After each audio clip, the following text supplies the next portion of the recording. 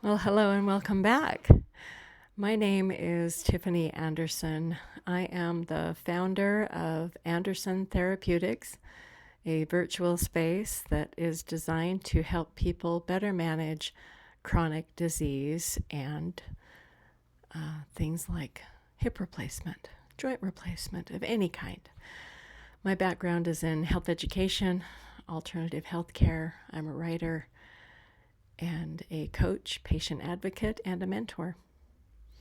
In this video, something I get asked about a lot is the fact that over 10 years ago, I was introduced to a plant-based meal plan that I adopted really quickly, and it became a lifestyle.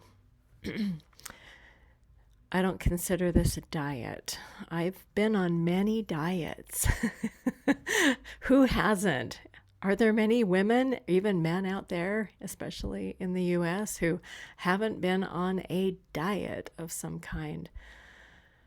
The meal plan I have now is a Nourish philosophy that I share as a coach.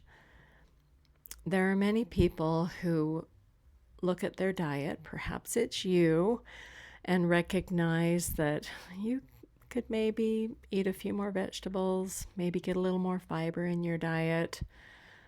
That's part of my coaching philosophy, is to encourage people on how to add more of those nourishing foods into your meal plan.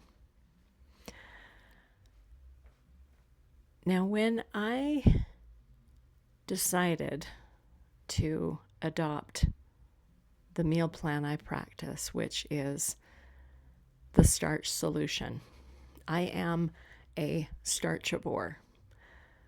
Some may call me, I have said, I'm a vegan, I eat plant-based. Being a starchivore, following the starch solution, is very different than anything I had ever been introduced to. And at the time, when I learned about this program, I was teaching nutrition at the academic level. I watched a film called Forks Over Knives. It's a brilliant movie. It came to my life at a perfect time because I was reaching my 40s.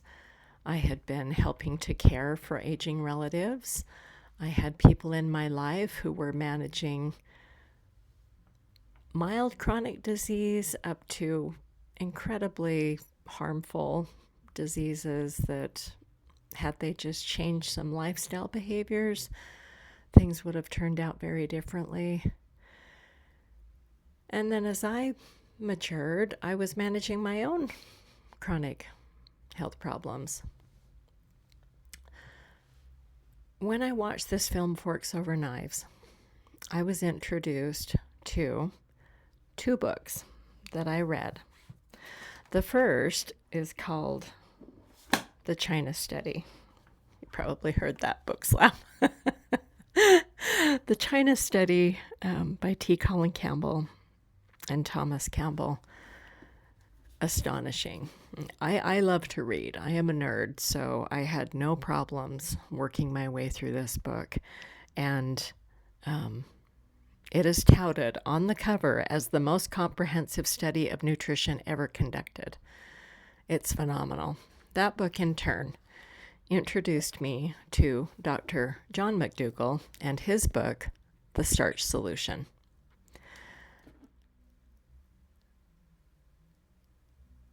It changed my life. Plus, for effect, was me being speechless because I'm internalizing and thinking about how impactful. I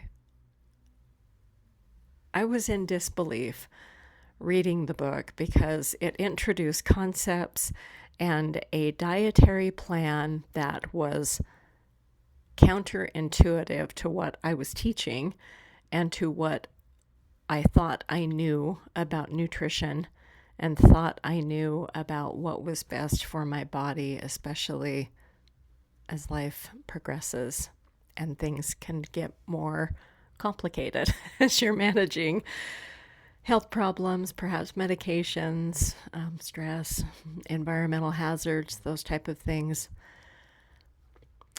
Though I was also at a point where, because of the health challenges and that I was frustrated, I had been on the yo-yo dieting and seeing my weight creep up from 30s to 40s to 50s and just tired and feeling frustrated.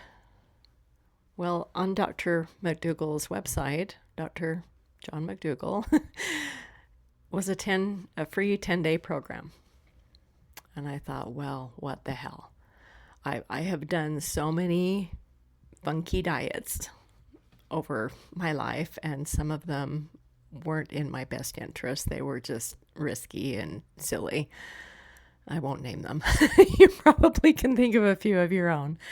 That I thought, this 10-day program offered what I saw as a ridiculous amount of food, and that I was still promised health benefits at the end of those 10 days.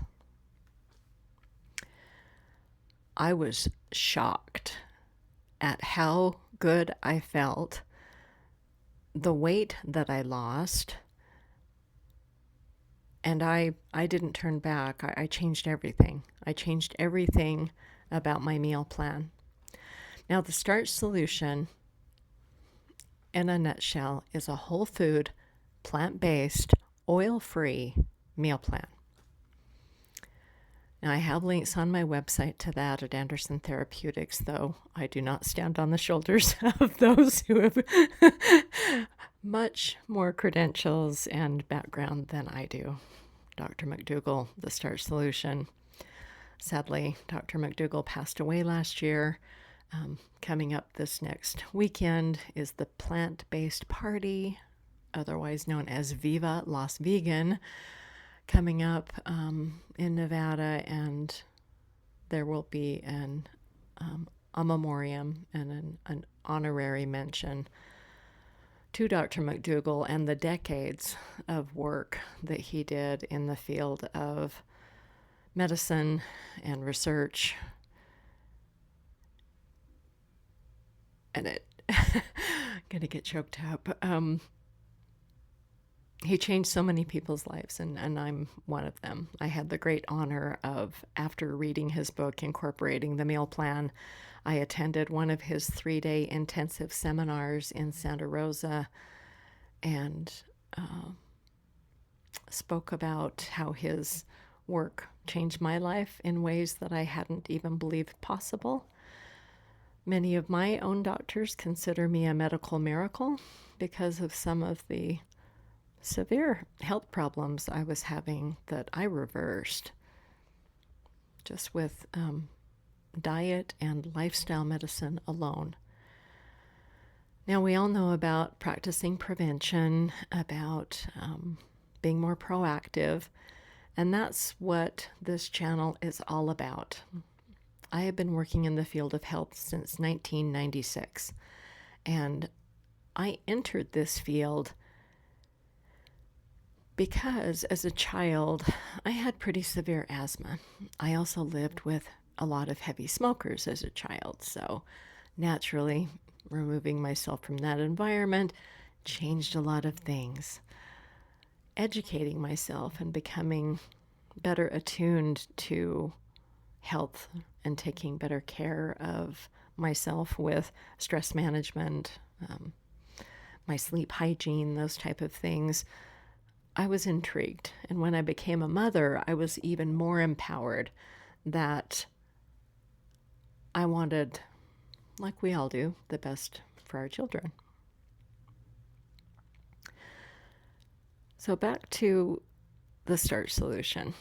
May I introduce you to the very humble russet potato. I can't even begin to tell you how many pounds of these that I eat. lots and lots and lots of potatoes. And I'm constantly met with people who see me, have a little baked potato wrapped in a napkin or something stashed in my purse, and then I'll, pull it out of a lunch sack or a bag or something, noshing on it somewhere at the airport or a conference or a workshop or a meeting or something, and they'll be like, "Is that a potato?" Yes. And no, I don't need anything on it. Do I put things on it? Yes. I love a mustard on a potato. I love salsa. I love guacamole. I love homemade hummus on a potato. There are so many lovely, lovely, lovely, lovely, lovely things that you can put on a potato that are healthful and plant-based, and these are nourishing. They are so nutritious. So nutritious. If you've heard of a gentleman in Australia, his channel and book is called Spud Fit. This gentleman ate potatoes only for a year, and there's been studies done. There's a lot of nutrition in here. So not that I'm recommending that, though it can be done. I have done a 21 day of eating potatoes only. I had beverages and things, and I would use, oil-free toppings, though this was my main source of calories, potatoes. Next one. Many of you probably know what this is, a sweet potato. These are powerhouses of nutrition, and I clean them thoroughly, I scrub them, though I eat the peeling. A lot of nutrition in the peeling. I had the joy of being able to travel to Japan this past April, and it was wonderful. I would go back to Japan in a second. One of the tours that my grown son and I went on at the stop, they had an entire stand of enormous roasted sweet potatoes wrapped in foil.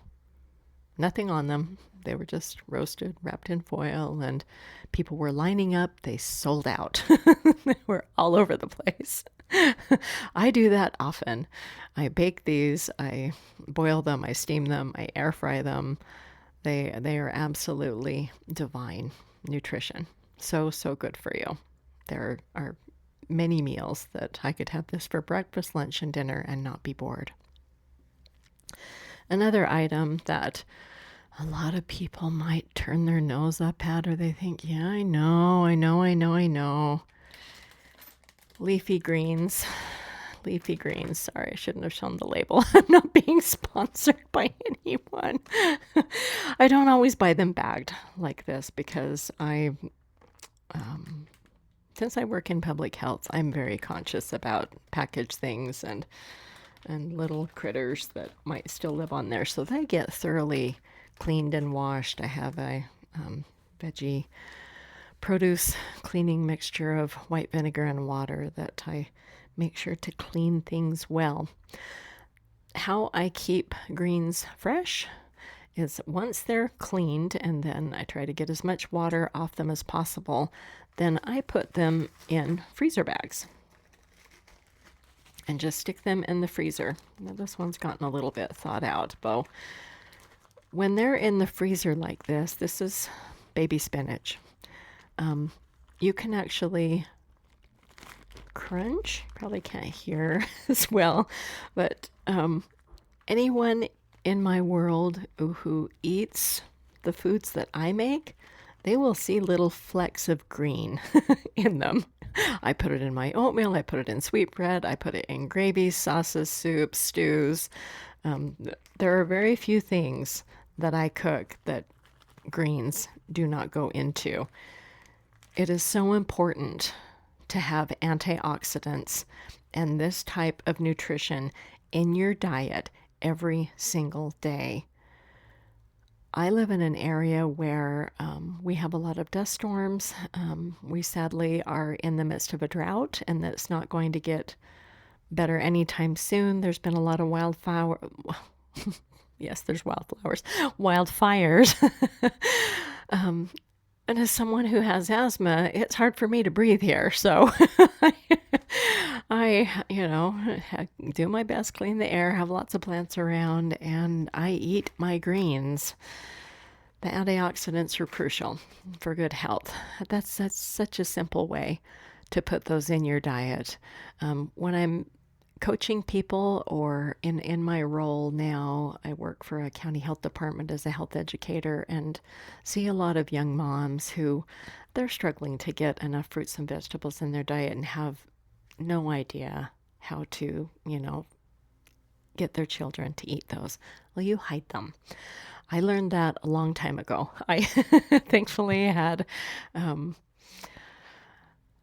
people in my life between grandma, great grandma, ex mother in law, that type of thing, who taught me how to cook. I love to cook. I enjoy cooking all of my meals. I cooked nearly all the meals for my son, and he just grew up knowing that there were greens in things. And when his friends ever, even as he got older, they would come over and, Mom, can the guys stay for dinner? That type of thing. Fine, of course they can. When I would bring things down and see those wrinkled noses, whether they were tweens, teens, or young men, my son would just say, "Oh, just eat it. She puts green shit in everything." Excuse my French. That's what he said. It's so no, it's not that word. It's a powerhouse of nutrition and so easy to get in your diet. I use spinach a lot, especially whether I'm having a sweet or a savory.